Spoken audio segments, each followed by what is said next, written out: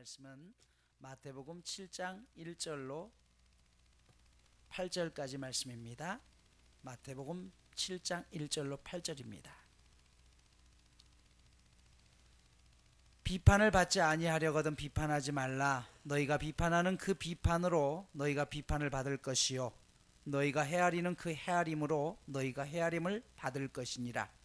어찌하여 형제의 눈 속에 있는 티는 보고 네 눈 속에 있는 들보는 깨닫지 못하느냐. 보라, 내 눈 속에 들보가 있는데 어찌하여 형제에게 말하기를 나로 내 눈 속에 있는 티를 빼게 하라 하겠느냐. 외식하는 자여, 먼저 내 눈 속에서 들보를 빼어라. 그 후에야 밝히 보고 형제 눈 속에서 티를 빼리라.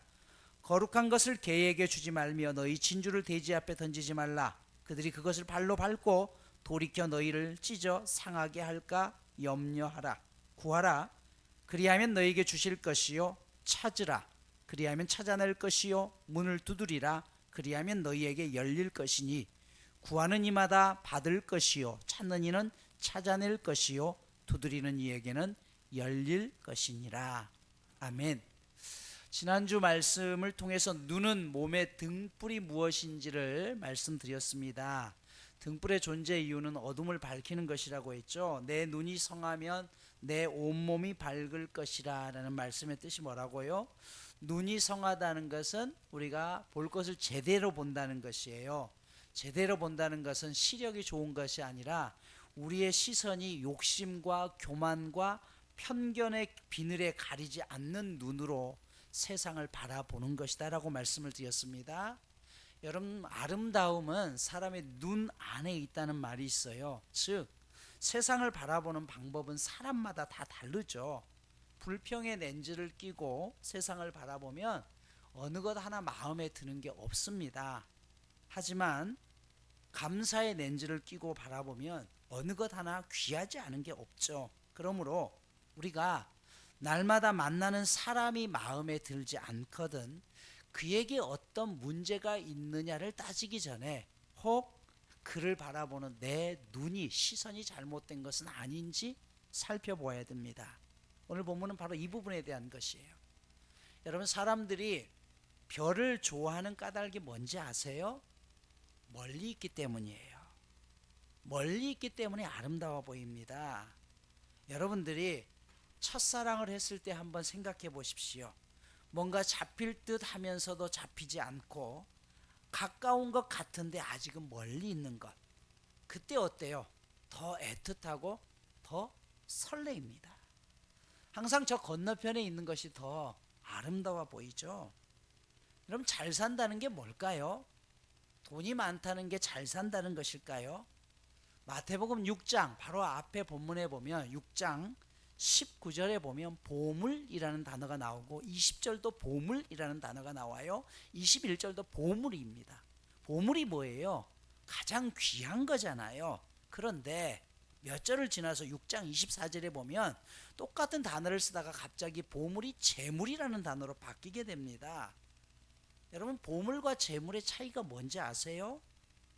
성경은 네 보물이 있는 곳에 쭉 하다가 나중에 재물이 된다라고 했어요.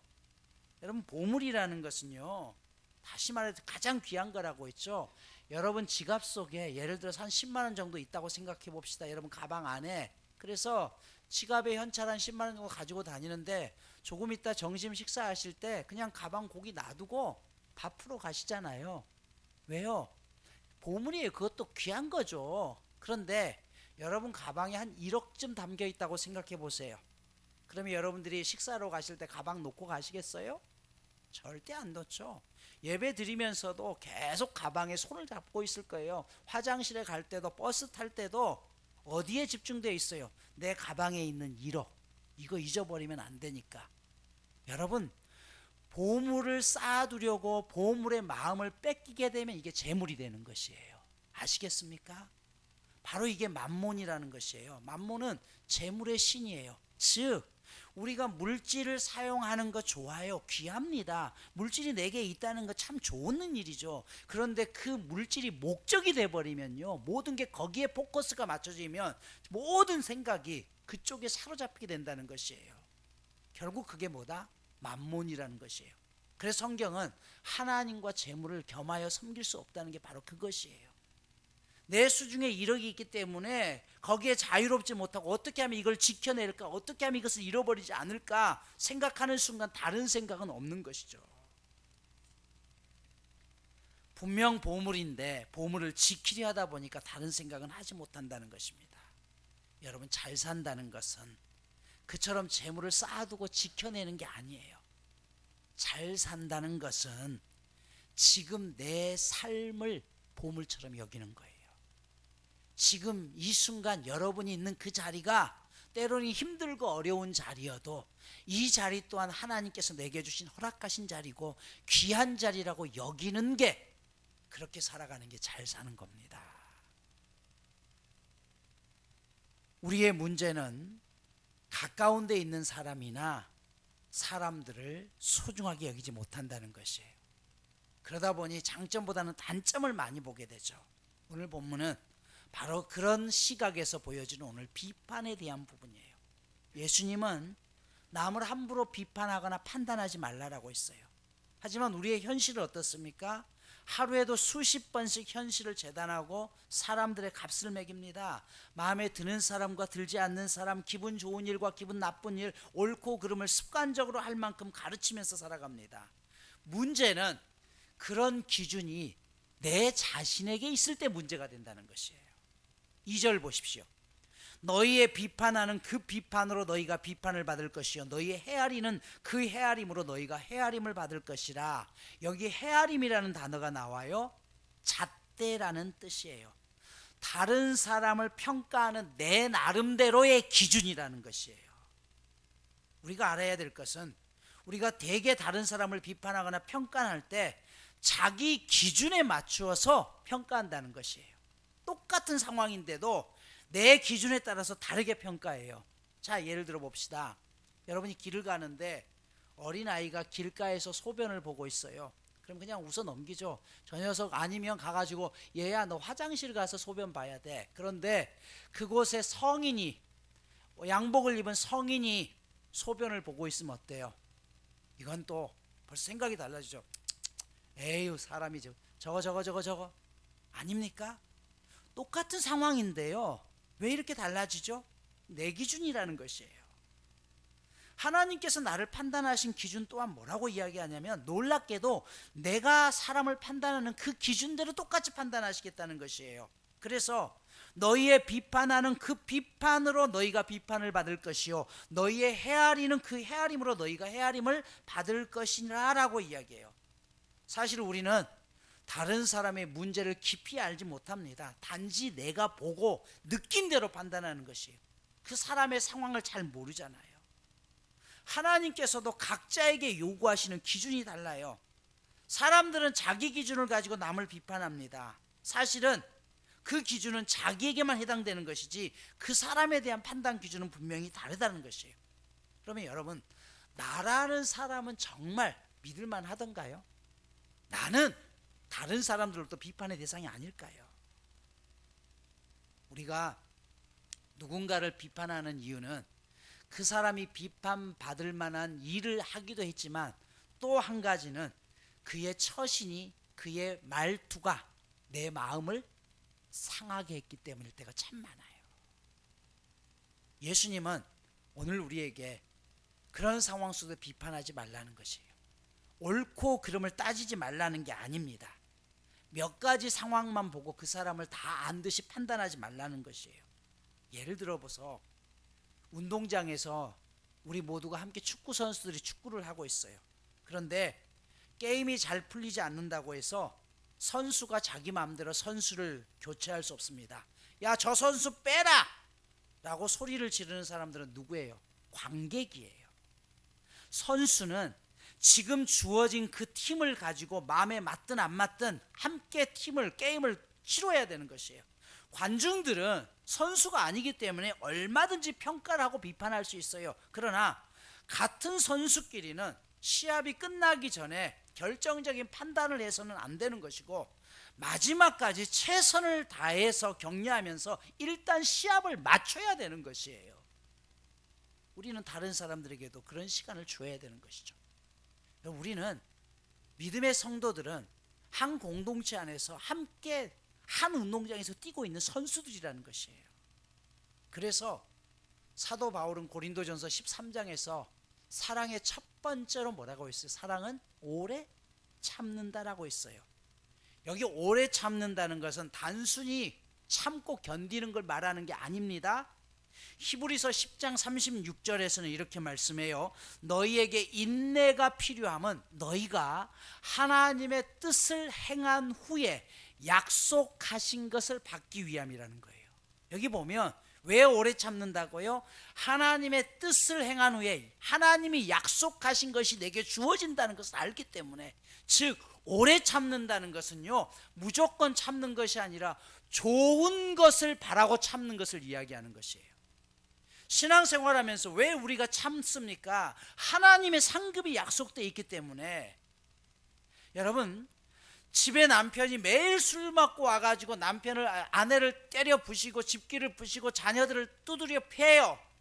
그래서 성경에 오래 참으라니까 참는다. 이건 오래 참는 게 아니에요, 여러분. 그런 분들은 치료받을 수 있도록 보내야 되는 것이에요. 이건 오래 참는 게 아닙니다. 오래 참는다는 것은 좋은 것이 올 것을 기대하기 때문에 참는다는 것이에요. 여러분, 우리가 자식에 대해서 왜 참습니까? 그 자식이 언젠가는 반드시 돌아올 것을 믿기 때문에 기대를 하면서 참아내는 것이에요. 하나님을 믿고 사랑한다는 것은 오늘 당장의 형상만을 사랑하는 것이 아니라 미래를 사랑하는 것입니다. 미래를 사랑하면 소망을 발견할 수 있는 것이에요. 그래서 사랑은 모든 것을 참으며라는 단어가 또 나와요. 이 말은, 이 참는다는 것은 덮어준다는 의미예요. 그냥 적당하게 덮어준다는 것이 아니라 완전하게 덮어주는 것이에요. 여기서 파생된 단어가 지붕이에요. 지붕의 역할이 뭐예요? 비, 햇빛, 바람 등으로서 보호해주는 것이에요. 즉 진정한 사랑은 상대의 허물도 약점도 뭐예요? 전부 다 보호해주고 덮어준다는 것이에요. 상대방이 우리를 사랑하는지 그렇지 않은지를 판단하는 기준은 분명합니다. 여러분을 위하는 척하지만 수치를 드러낸다고 한다면 이건 사랑이 아니죠. 베드로전서 4장 8절에서는 이렇게 말씀해요. 사랑은 허다한 죄를 덮느니라. 무엇보다도 뜨겁게 사랑할지니 사랑은 허다한 죄를 덮느니라 라고 이야기해요. 덮어준다는 것은요, 단순히 가려주는 것이 아니라 믿어주는 것이에요. 믿을만 해서가 아니라 사랑하기 때문에 믿어주는 것이에요. 그 믿음 때문에 때로는 상처받을 수 있고 실망받을 수 있어요. 하지만 사랑은 그것을 계산하는 게 아니에요. 그냥 믿어주는 것입니다. 왜요? 사랑하기 때문에 믿어주는 것이죠. 그래서 사랑은 끝나지 않는 기대입니다. 기대 때문에 믿어주는 것이에요. 믿음이 끝났다면 사랑도 끝난 것이에요. 여러분, 우리에게 상처가 깊어지면 회복이 불가능하지만 상처가 치유되면요, 그것이 사명이 됩니다. 코로나 바이러스가 우리 몸속에 들어와서 이게 깊어지면 사망이지만 이걸 뭐예요? 극복하면 어떻게 해요? 나중에는 면역력이 생기는 것이에요. 누가 좋은 사람입니까? 단점과 허물이 없는 사람이 아닙니다. 단점과 허물이 많은 사람들을 품고 가려는 마음이 열린 사람이 좋은 사람인 것이에요. 사람이 살아가면서 내가 선한 사람임을 증명하는 방법은 두 가지가 있습니다. 첫 번째는 말 그대로 내가 선한 일을 하는 것이에요. 선한 사람이죠. 또 하나의 방법이 있어요. 다른 사람이 나쁘다는 것을 내가 입증하는 것이에요. 근데 이것은 참 나쁜 방법입니다. 그런데도 사람들은 이 방법을 자주 사용해요. 나는 안 그랬어. 제가 그렇게 했어. 왜요? 그렇게 해서 나는 저 사람과 다르다는 것이죠. 그런데 여러분, 남을 비난해서 자신의 선함을 입증하려는 사람은 스스로 자신의 무덤을 파는 사람입니다. 그러면 예수님께서는 모든 비판을 금하셨나요? 아니요. 예수님이 금하시는 비판은요, 한 존재의 미움과 멸시에서 비롯된 것입니다.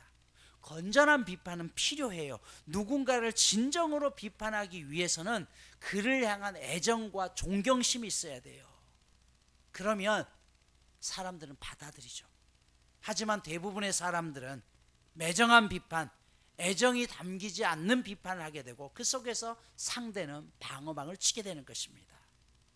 여러분, 생명이 자라기 위해서는 적당한 온도가 필요하죠. 그리고 기다림이 필요하죠. 교회 안에서도 한 생명이 자라기 위해서는요, 적당한 따뜻한 온도가 필요한 것이, 그리고 믿어주는 게 필요한 것이죠. 예수님이 누군가의 허물을 들춰내주고 비판하기 좋아하는 사람을 향해서 뭐라고 했어요? 어찌하여 형제의 눈 속에 있는 티는 보고 네 눈 속에 있는 들보는 못 보느냐. 들보가 뭐예요? 나무로 집을 지을 때 천정을 받치기 위한 긴 통나무를 의미해요. 네 눈에는 그게 들어있다는 것이에요.